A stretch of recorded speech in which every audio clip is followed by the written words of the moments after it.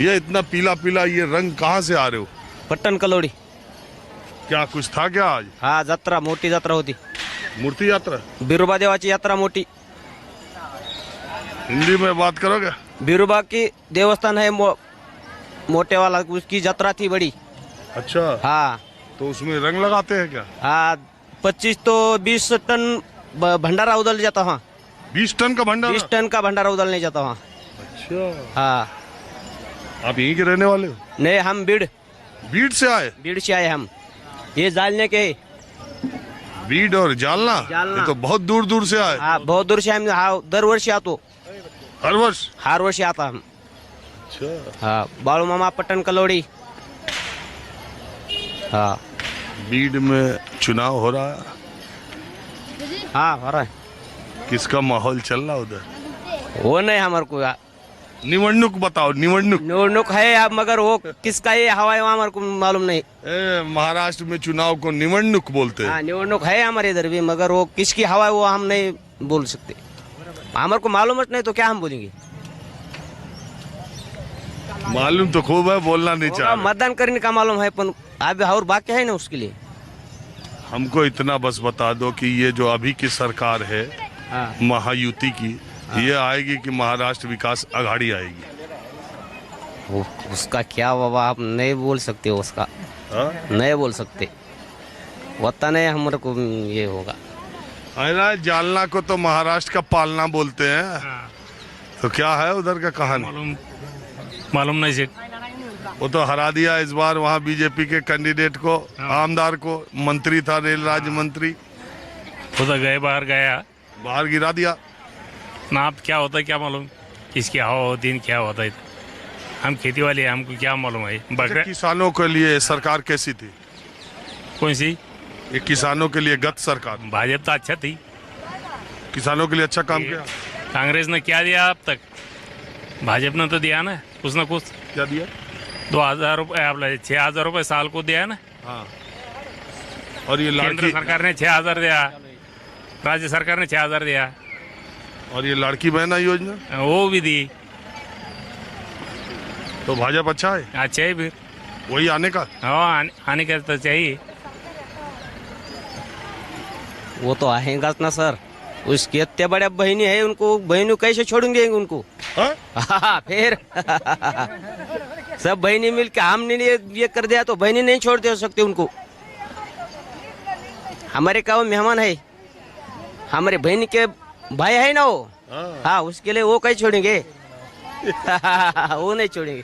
बहरहाल देखिए, अब वैसे नया पैलेस अब बन गया यहाँ पर, लेकिन ये बड़ा सुंदर राजवाड़ा है यहाँ। आप बताओ क्या बात है? ये क्या चैनल आपका? हाँ हाँ, बहुत बड़ा चैनल है। हाँ, बहुत बड़ा चैनल है।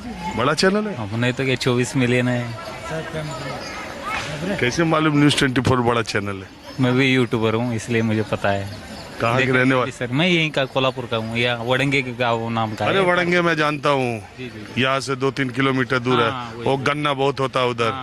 गन्ना तो पूरा कोल्हापुर में होता है, लेकिन हमारे एरिया में ज्यादा होता है। कोल्हापुर में गन्ने की खेती बहुत होती है। और एक जमाना था जब पर कैपिटा इनकम कोल्हापुर की बहुत ज्यादा थी। एक जमाना था जब महाराष्ट्र में जिलों के हिसाब से सबसे ज्यादा मर्सिडीज कारें भी कोल्हापुर में खरीदी जाती थी। खैर अब तो मामला बदल गया है।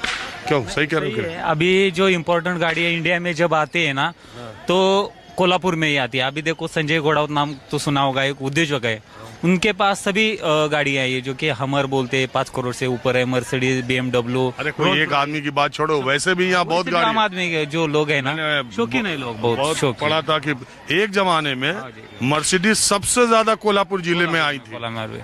जो बस थी ना, वो KMT बोलती, यानी सिटी बस थी, वो भी मर्सिडीज थी पुराने टाइम पे यहाँ पे कोल्हापुर।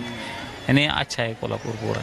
और यहाँ के किसान बड़ा पैसा कमाते हैं और पैसा बहुत खर्च भी करते हैं। आम जगह के किसान पैसा खर्च नहीं करते, कोल्हापुर के किसान खर्च बहुत करते हैं। इसका कारण ये है कि यहाँ पे हर किसान गाय भैंस पालते हैं, यानी दूध का व्यवसाय करते हैं।